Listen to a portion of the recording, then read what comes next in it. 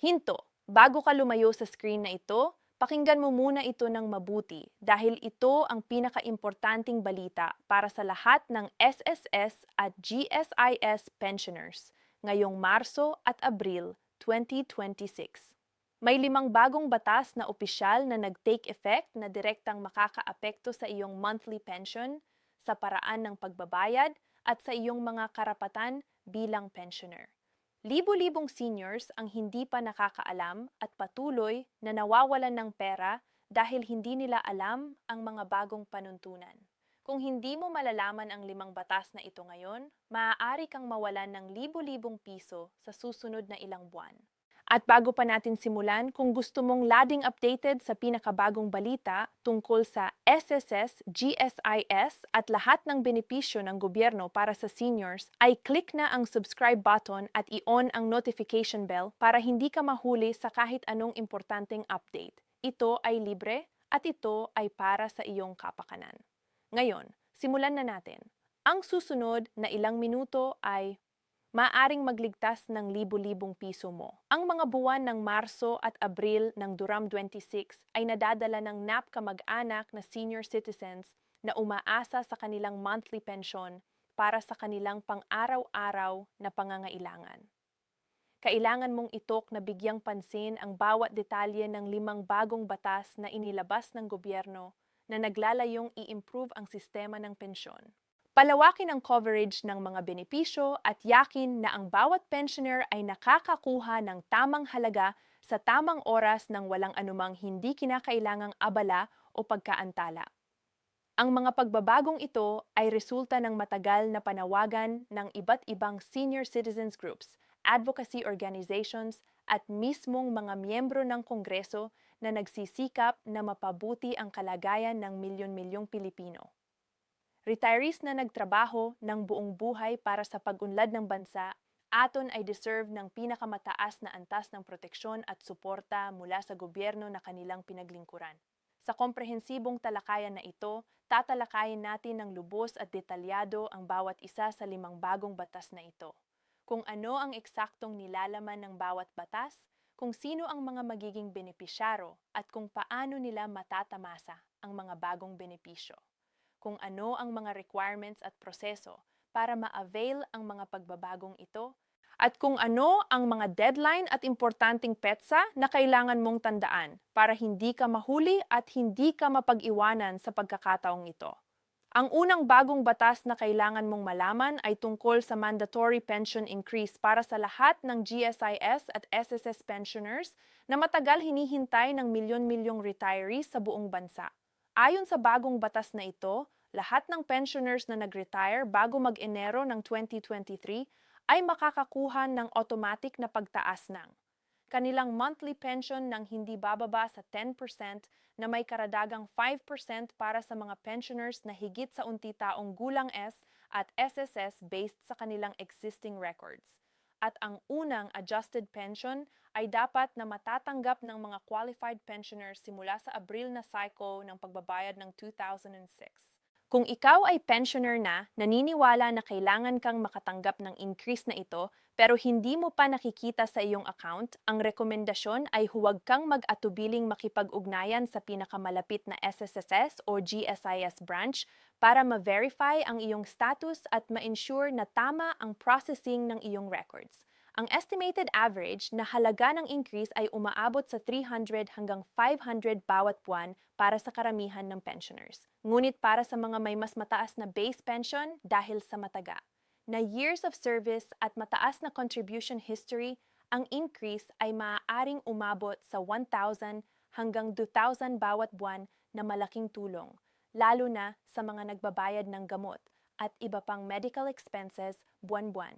Ang ikalawang bagong batas na may malaking epekto sa mga SS pensioners ay ang Expanded Hospitalization Benefit na nagpapalawak ng coverage ng SSS para sa mga medical na gastusin ng mga miyembro at kanilang mga dependent.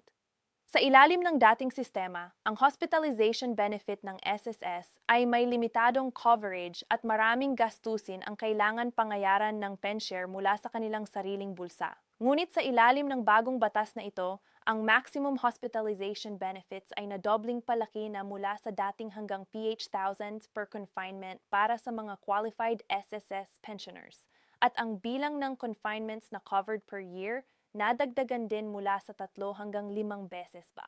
What taon? Bukod dito, ang bagong batas ay nagdadagdag ng coverage para sa outpatient procedures at diagnostic tests na dati ay hindi kasama sa SSS hospitalization benefit. At ito ay particular na mahalaga para sa mga seniors na may chronic conditions tulad ng diabetes, hypertension, at heart disease na nangangailangan ng regular na check-ups at laboratory tests para mapamahalaan ang kanilang mga sakit. Para ma-avail ng expanded hospitalization benefit na ito, kailangan mong siguraduhing updated ang iyong PH Health membership at integration sa iyong SSSS account. At kung meron kang plano para sa hospitalization o elective procedure sa mga darating na buwan, magandang timing ito para ma-maximize ang iyong benefit sa ilalim ng bagong batas. Ang ikatlong bagong batas ay nakatuon sa pagpapabilis at pagpapadali ng pension claims processing na mataga ng problema ang kinakaharap ng maraming aplikante para sa pension na minsan ay tumataga ng 6 buwan hanggang 1 taon bago ma-approve ang kanilang application.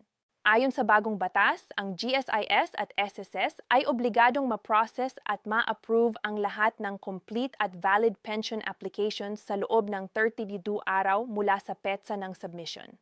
At kung lalampas sa 3 araw na ito at hindi pa na-approve ang application ng walang valid na dahilan, ang aplikante ay may karapatang mag-file ng formal complaint sa Civil Service Commission para sa GSIS o sa Insurance Commission para sa SSS. At ang responsible na official ay maaaring maparusahan ng administrative sanction.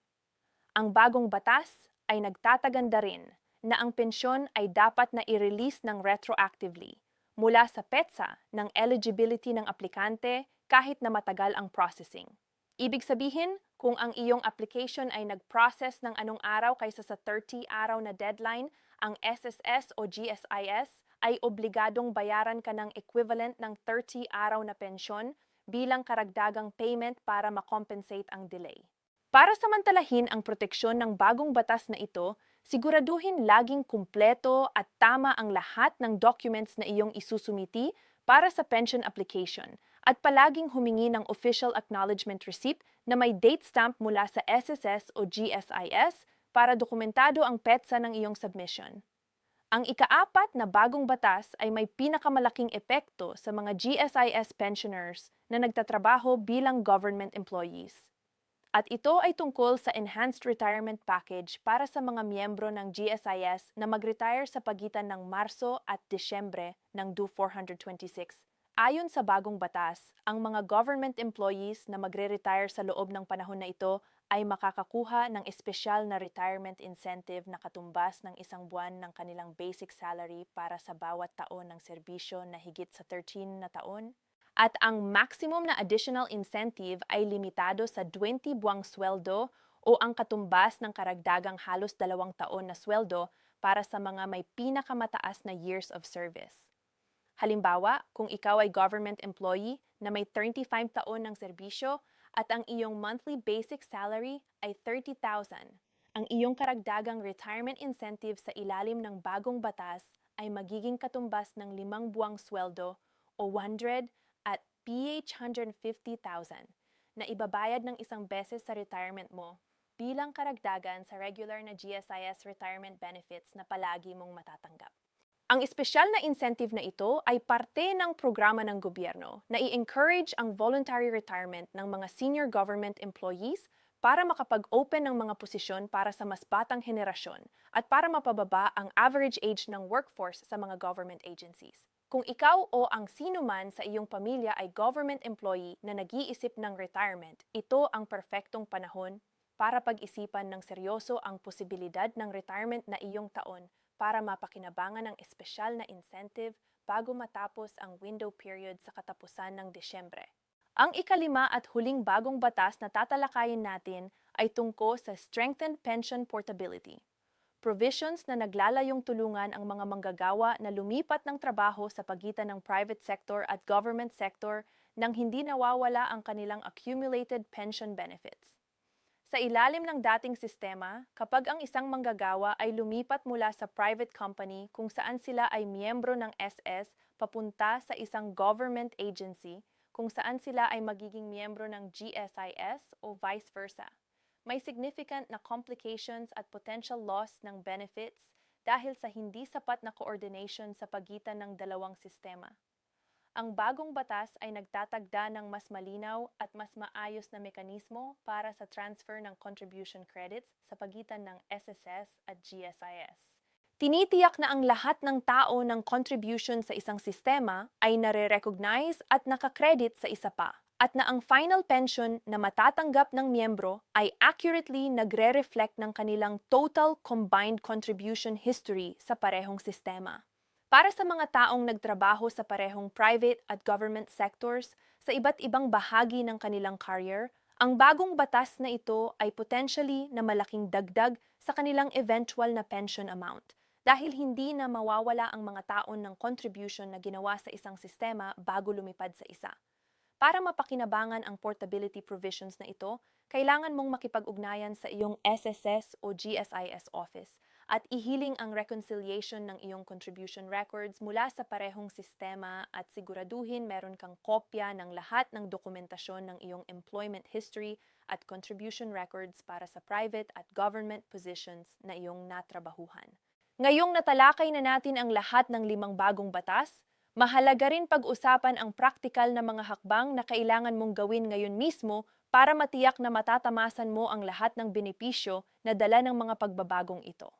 Una, kung hindi ka pa registered sa online portal ng SSGSIS, mag-register na agad at i-activate ang iyong account para magkaroon ka ng direct access sa iyong pension information, payment history, at benefit status na accessible anumang oras kahit saan ka man naroon.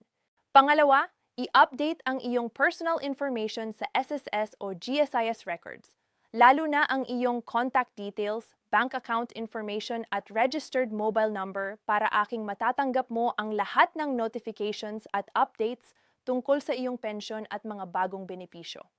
Pangatlo, kung meron kang pending issue sa iyong SSS o GSIS account, tulad ng unreported changes sa status, incomplete documents, o unresolved discrepancy sa contribution records, lutasin mo na agad ang mga ito bago pa mag-Abril para hindi maantala ang processing ng iyong increased pension at iba pang benepisyo.